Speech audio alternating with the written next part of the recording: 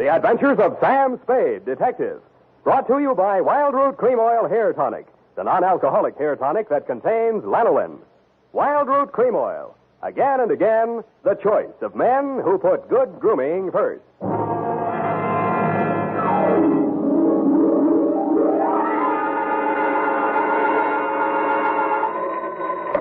Sam Spade Detective Agency. Listen, you phone down to the drugstore and tell them to send up 3 gallons of black coffee. Who is this? Are you sure you have the right number? I'm sure I've got the right number, but I'm not so sure who I am. Oh, Sam, it's you. You must have had a frog in your throat. Did you oversleep? Effie, don't say things like that. Oh, I'm sorry, Sam. Oh, you poor dear. You've been working. You're tired, that's it. Tired? I've only just brought Lazarus back from the dead. Well, then you better get some rest, Sam. You can dictate your report tomorrow. That's what you think. Now stay where you are. If I'm asleep when I get there, wake me up. I'll be right down to dictate my report on the Lazarus caper.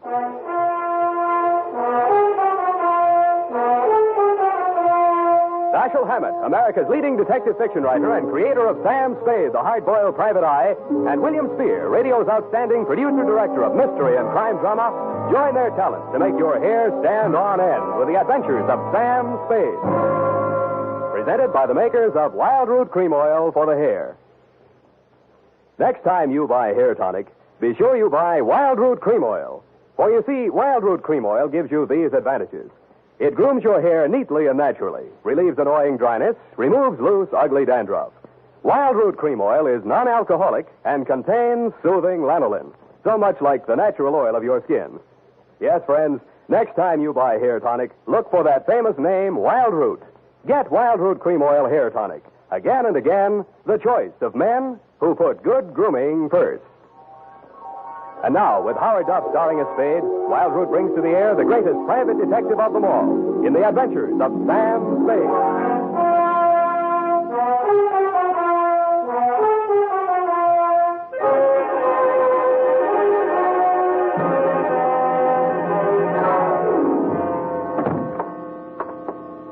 Effie! In here, Sam, in your private office. Yeah, private, she says. I'd like to know what's private about it. I have everything ready for you, Sam. What's this? Ovaltine, to relax. I don't want to relax. I don't dare. Oh, there you go again, Sam. Going on nerves. How long do you think you can keep it off? With your help, I'll be in a coma inside 3 minutes. Thank you, Sam. Now, you just lie down here on the couch, and I'll take your shoes off. Now, look, And I can take dictation while you relax. Nuts. Where's that black coffee? Sam, you're angry with me. Your eyes. Please don't glare at me like that, Sam. I can't bear it when you... I am not glaring. I'm trying to keep them open. Now, sit down. I got to keep moving around. Oh, moving you around. shouldn't drive yourself like this, Sam. Please, Effie, please. Date, fill it in. It's your life. Go on. Burn yourself at both ends. Let's see. To A.J. Tatspaw, claims manager, All Risk Insurance Company, Tide Building, San Francisco. From Samuel Spade, license number 137596. Dear Sir, the following is an accounting of my services to your company in connection with a claim of Emma R. Lazarus on the life of the assured Timothy R. Lazarus. The latter called at my office yesterday at approximately 11:30 a.m. He was tall, bald, gray-faced, and dusty. He looked as if he'd been buried and dug up several times. This may sound like a poor sort of jest, Mr. Spade, but my name is Lazarus, and I want you to bring me back from the dead. Well, sounds interesting. Why did you die? When did you die? And how did you die? I was declared dead by the appellate court of the state of California, August 28th last year, by reason of 7 years' absence. Who took it to court? My wife, Emma. Insurance? Yes. My wife and I agreed between ourselves to insure my life in the amount of $100,000 that she would collect on legal presumption of death after my disappearance and continued absence for 7 years. That's the law, Mr. Spade. Yeah, it's been tried a lot of times. What went wrong in your case? Wife double-cross you? If that's your attitude, I'm afraid I've come to the wrong man. Uh-huh. You're still in love with her. Well, that makes it tough. You know they'll nail her for perjury if you prove you're still alive? That's why I didn't go to the police. Even though we'd planned the deception together, she had reason to believe that I was actually dead. Suppose you cover the whole thing from the beginning, Mr. Lazarus. Yes. I married her back in 1940. And for a while we were happy. And then she became arrested. You mean you were not able to support her in the manner to which she was accustomed? She was young, lovely, you wanted her to have nice things, but on your meager salary, it was impossible. Oh, I know, it's an old story, but life is like that. Well, you said it. Yeah, well, there you are. I was assistant cashier at the Golden Gate Bank. Oh, no, not that. I started taking small sums at first, meaning to repay them later on. Let's not go through the whole script. How much did you embezzle? $20,000. Yeah, so you decided to take it on the lam before the auditors came in, and... I was going to give myself up, but Emma wouldn't let me. We made our plans that night, and I left for Mexico the following day. In Mexico City, I had plastic surgery done on my face, and then I settled down to wait the 7 long years until I would be declared legally dead. I suppose you might call it poetic justice, but just before the end of the 7th year, I contracted malaria. I was confined to a hospital for more than 11 months. You have had it. Oh, the doctors gave me up for dead and asked me to notify my next of kin. I gave them Emma's address. I never notified her to the contrary because it seemed to fit in so well with our plan. Too well, huh? Yes. I'd been to see her, and she refuses to believe that I am her husband. Oh, of course, my appearance is very much altered, but there must be some way to prove my identity. You worked in a bank. They must have taken your fingerprints. I removed them from the files and destroyed them. How are your teeth? My teeth? Teeth. Who was your dentist here in town?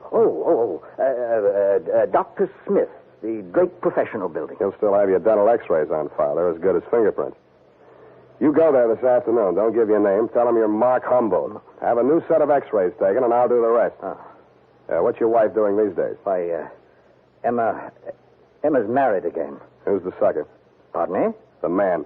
Oh, he's a doctor. Dr. Ernst Wilhelm. Wilhelm? He's quite well known, I believe. Yeah, and the cops would like to know more.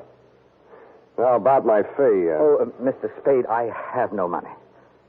Oh, that's great. You have no money, and all you want is to hire a man to bring you back from the dead. And the more I succeed, the less chance I'll have of collecting. If I might make a suggestion, Mr. Spade, I don't know the ethics, but perhaps the insurance company? You would be doing them a great service. I think you're going to live, Mr. Lazarus. They can't keep a good man down. I'll collect from them.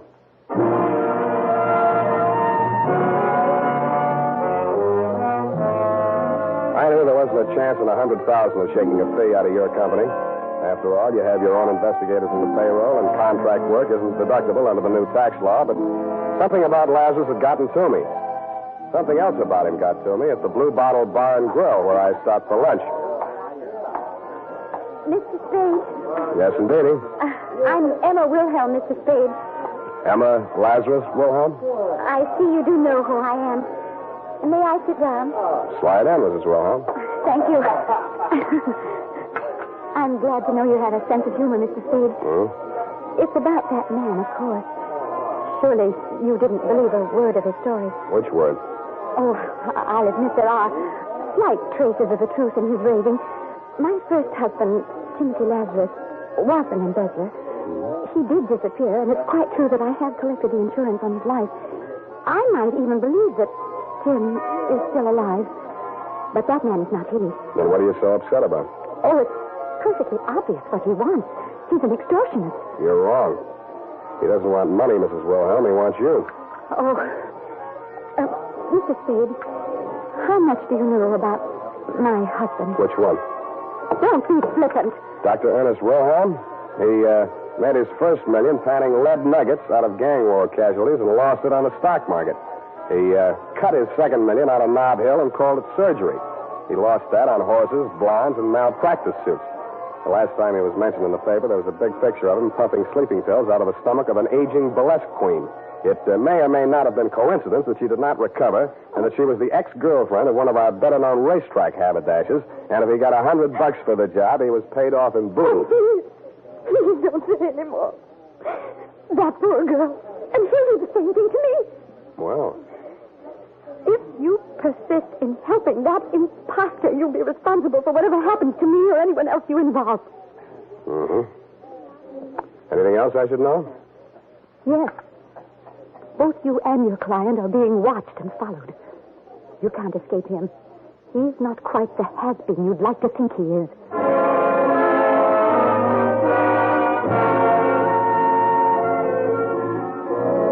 After she had gone, I scraped the tears off my butter, finished my lunch, washed my hands with a nationally advertised soap, and mushed over to the Drake Professional Building. I found my client's dentist in his lab polishing up a set of gold inlays. Humboldt? Oh, yes. His x-rays have come through. Only set today. They're on the clamp there. Don't touch them. They're not dry yet. Oh, I'm sorry. What's your interest? Police identification? You guessed it. Always happy to cooperate. Thanks. How about digging in your files for the x-rays on a patient named Lazarus? Oh, yes, the graduate, of course. Well, let's see now. Larrabee, Lavelle, Lawrence, Lawson, Gluskin. That's G. What's that doing here? Ah, Lazarus. Timothy R. Is that your man? That's the name. Oh, dear me, April 1940. Should have been in for dental hygiene. Have to remind Miss Baker. That's my nurse. These pictures, how do they compare with this new set? Well, let's have a look. Switch on the light there, will you please? Let's see. Malocclusion, impacted third molar. Ah, erosion inlay. Yes, it's very interesting. You mean they're the same in both sets of pictures? Oh, dear, no.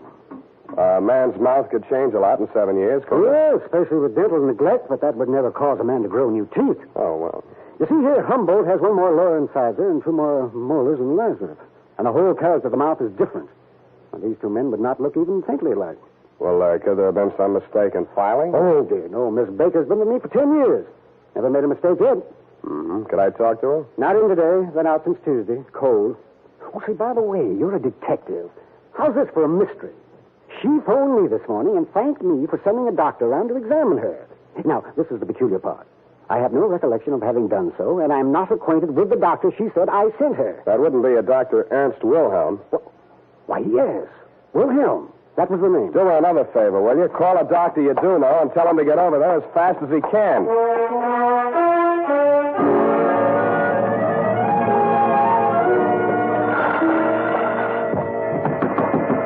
Come on, open up. Get your shirt on. I will come in as fast as I can. What you want, kiddo? Which is Miss Baker's room? She's sick. Ain't having no callers. I'm her doctor. Oh, you can't fool me. Where's your little black bag? If I had one, it would be around your neck. Now, march. Show me the way. You can't force me. I know my rights. Oh, you do you? Well, it might interest you know that your vents are faulty, your wiring is illegal, your drains are unsanitary, and your apron is dirty. Them's rust stains. I'm needing repair. You're as neat as a mud pie. Now, get going before I have the Board of Health down on you. All right, but you can't make me climb them stairs. Come on. That sciatica I have. Here's the key. Okay. First door to the right. Whatever the key, God, I hope you catch it. Thank you, Elsa Maxwell.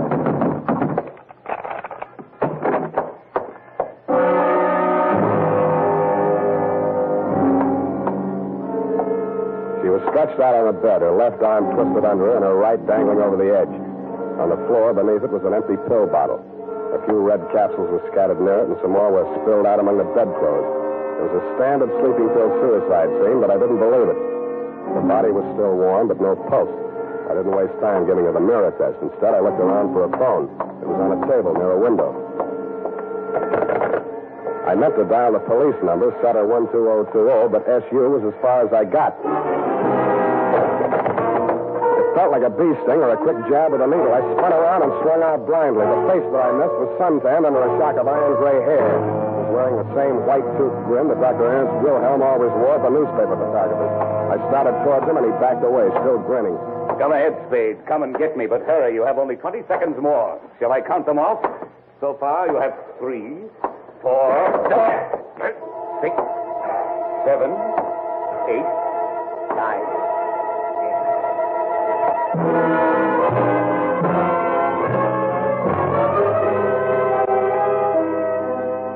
floor kept dropping a foot at a time as I walked toward him. But every time I got to the bottom of the incline, it tilted up the other way, and I slipped back. He kept dropping out of sight, and every time I got him back into my line of vision, he was farther away. The walls of the room opened out and disappeared into some clouds. The ceiling spun around faster and faster until it whirled away like one of those flying discs. Then the floor turned into gelatin, and I sank in it.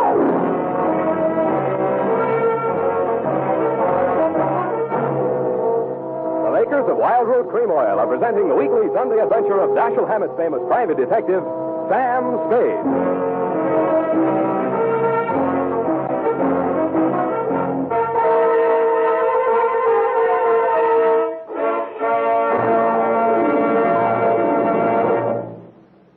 Now, here's important news on good grooming.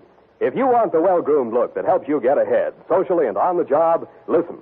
Recently, thousands of people from coast to coast who bought Wild Root Cream Oil for the first time were asked, how does Wild Root Cream Oil compare with the hair tonic you previously used?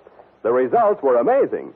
Better than 4 out of 5 who replied said they preferred Wild Root Cream Oil. Remember, non-alcoholic Wild Root Cream Oil contains lanolin. It grooms the hair naturally, relieves dryness, and removes loose, ugly dandruff. So if you want your hair to be more attractive than ever before, get the generous new 25-cent size of Wild Root Cream Oil, America's leading hair tonic, on sale at all drug and toilet goods counters. It's also available in larger economy bottles and the handy new tube. Get Wild Root Cream Oil. Again and again, the choice of men who put good grooming first. By the way, smart girls use Wild Root Cream Oil, too. And mothers say it's grand for training children's hair.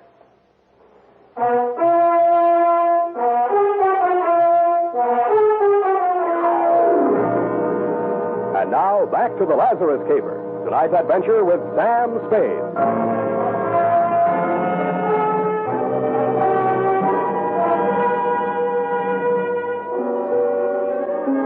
The dream lasted about 300 years. Around Christmas time in the year 2247, another bee stung me. I opened my eyes, but the lights on the tree were too bright, and Santa Claus was bending over me with a brandy breath. Come on, man. Come on. Little willpower. You're conscious. That's it. Sensation returning. Here, try and sit up. There's a girl. How about her? Too late. Did everything I could. Suicide pact? Well, one of your brothers in Apollo was a little too handy with a needle. Here's the mark on my arm, and you'll find one on that stiff. Those sleeping capsules were a plant to make it look like suicide. You'll be feeling better soon. Now, come along. Up on your feet. Must keep moving. Restore circulation. Hip. There. Thanks. You the man Dr. Smith called? Yes. So you're a private detective. How do you feel now? I'm still dopey. You give me something to pick me up? I've given you as much stimulant as it's safe to administer. For the rest, you'll have to sleep it off. And you will. I advise you to hurry home. Get into bed before this wears off. How long have I got? Couple of hours if you keep moving, maybe 3. Yeah. But if I were you, I wouldn't stay out. Don't want to fall asleep in the middle of Market Street, get run over by a bus. Worst things can happen to you in your own bed. Look at her. Murder? Think you can prove it? I don't know. I couldn't. Not on her. And I've been an autopsy surgeon for 20 years. Well, cheer up, Doctor. If you miss on her, you may get a second chance. Huh? Yeah, me. Those eyes are looking better. I think you'll live.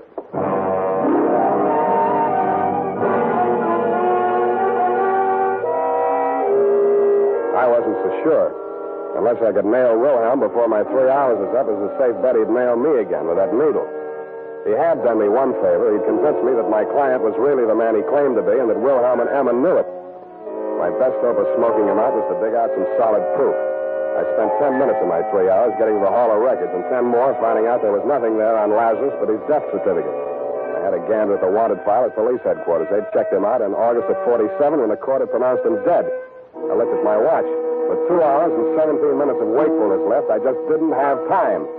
I stopped by Lazarus' hotel, got a set of his fingerprints and several samples of his signature, took them to a penman I know down on the Mission, and between us we forged the most amazing set of documents ever assembled on one man. All dated, notarized, certified, witnessed, registered. One even bore the great seal of the state of California and the signature of the governor. I squeezed them all into a large briefcase, propped my eyes open with toothpicks while I drank half a gallon of black coffee, then phoned Dr. Wilhelm's night number. I told him I was one of Russian Leo's boys, and a cop had just winged me on the lam from a jewelry store job. He agreed to meet me at his office.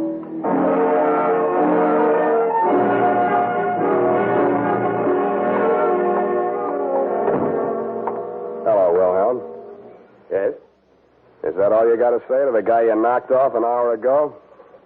I'm afraid I don't quite follow. Who are you? Look, I know that you know, and you know that I know. We even wrote a song about it, so let's get off the dime and don't reach for a needle. This gun is bigger and it shoots farther. Well, I can see you mean business. What do you want? First, I want to show you a few things. Here, take a look.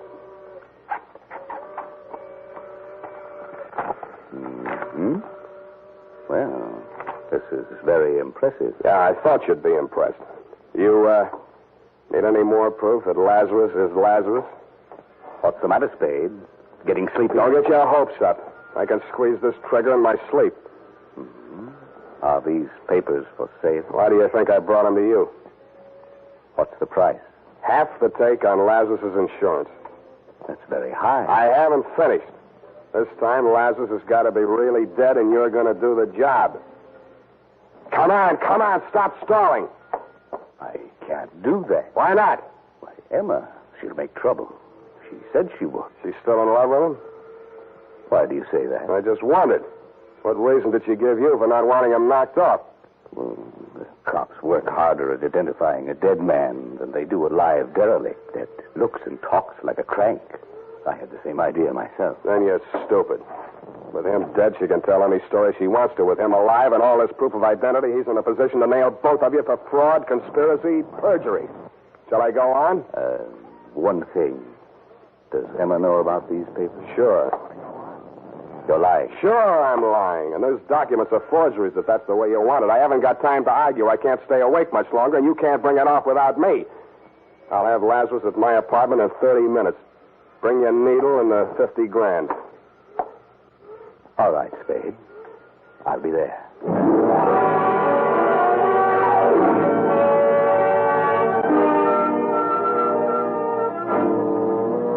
I made 2 phone calls on my way to pick up Lazarus, one to Emma and one to Lieutenant Erlinger of homicide. Dunne was asleep. The lieutenant and Sergeant Fullhouse were perched on the fire escape outside my window, and Emma was waiting in the living room when we got there. Jim. Oh, my poor darling. Emma, do you recognize me?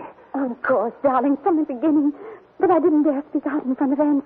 I know. Mr. Spade's told me. Now, listen to me, you two. You're sure you can go through with this? Oh, are you sure there's no danger?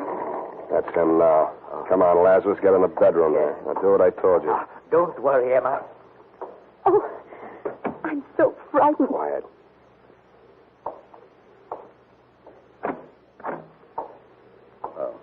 Hello, Spade. I got here just at...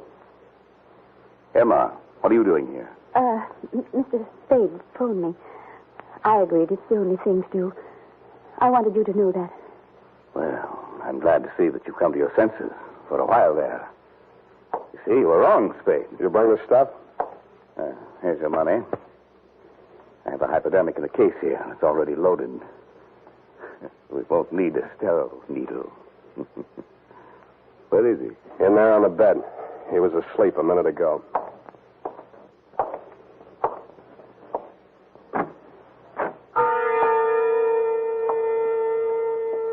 The grogginess that had kept coming back over me in waves for the last 2 hours swirled over me again as Wilhelm leaned over the bed where Lazarus lay, stretched out with his eyes closed. For a split second, I blanked out, and I was afraid it had already happened. But then I saw Wilhelm's hand coming down in an oblique angle toward Lazarus's forearm. Then my vision blurred again, and my arms felt too heavy to lift. It was Emma's scream that jolted me back. I clawed out blindly. You let go of it. You get it in your own arm. Let go. Why, you double-crossing... Now, here's a little sleeping medicine for you. Okay, boys. Come and get him. Good boy, Sam. Good boy. We won't forget this. Yeah, a likely story. Get that broken glass, Bullhouse. Put it in a Dixie cup. Now, handle it careful. We want to analyze that medicine. You okay? Who are these people, Sam? Accomplices? Yeah, but not for homicide. What about Aunt? They won't let him go free, will they? Don't worry. He's out of circulation for good. Mr. Spade. Yeah, Lazarus. I don't know how to thank you. Yes. You don't know what this means to us. Yes, I do. It probably means another long separation. The state prisons aren't co-ed. But if you insist on being alive, you have to take life as it comes.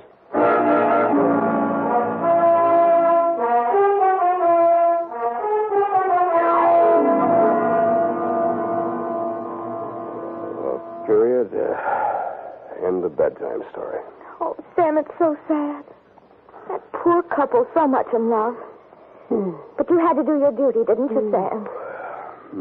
They had to pay their debt to society, of course.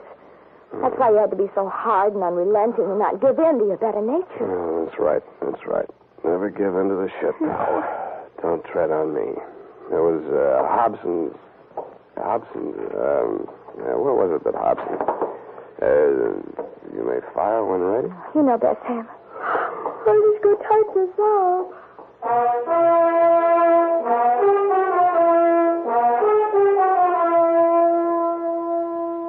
And now, listen to this. A good friend of the family. That's Wild Root Cream Oil Hair Tonic, folks. Wild Root Cream Oil grooms the hair neatly and naturally, relieves dryness, and removes loose dandruff. Now, get Wild Root Cream Oil at your drug or toilet goods counter in a new 25-cent Get Acquainted bottle.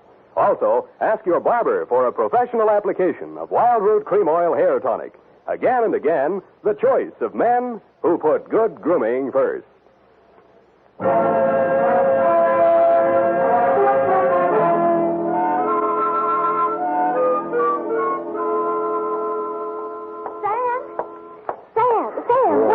Well, there you go away. Your apron's dirty. Sam, I'm not wearing an apron.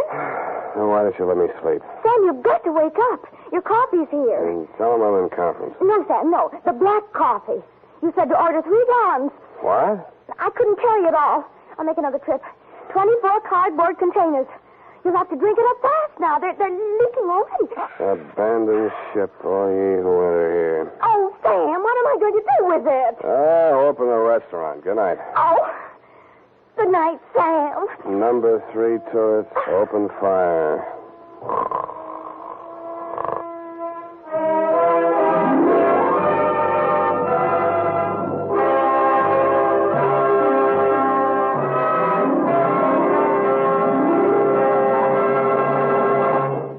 The Adventures of Sam Spade, Dashiell Hammett's famous private detective, are produced and directed by William Spear. Sam Spade is played by Howard Duff. Lorene Tuttle is Effie.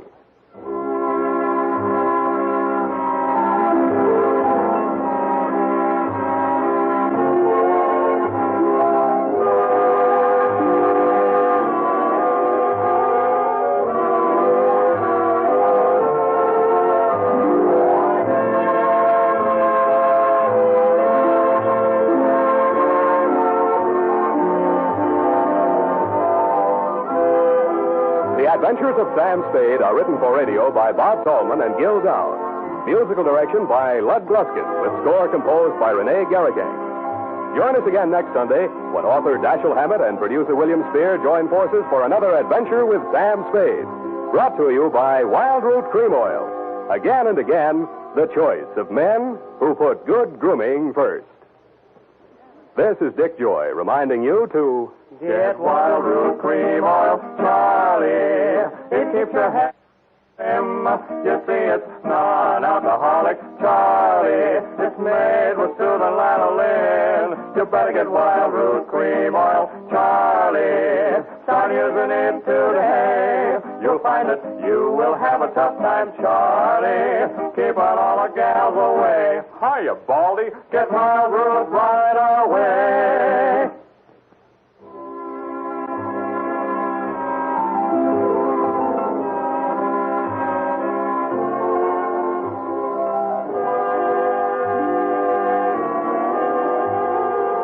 This is CBS, the Columbia Broadcasting System.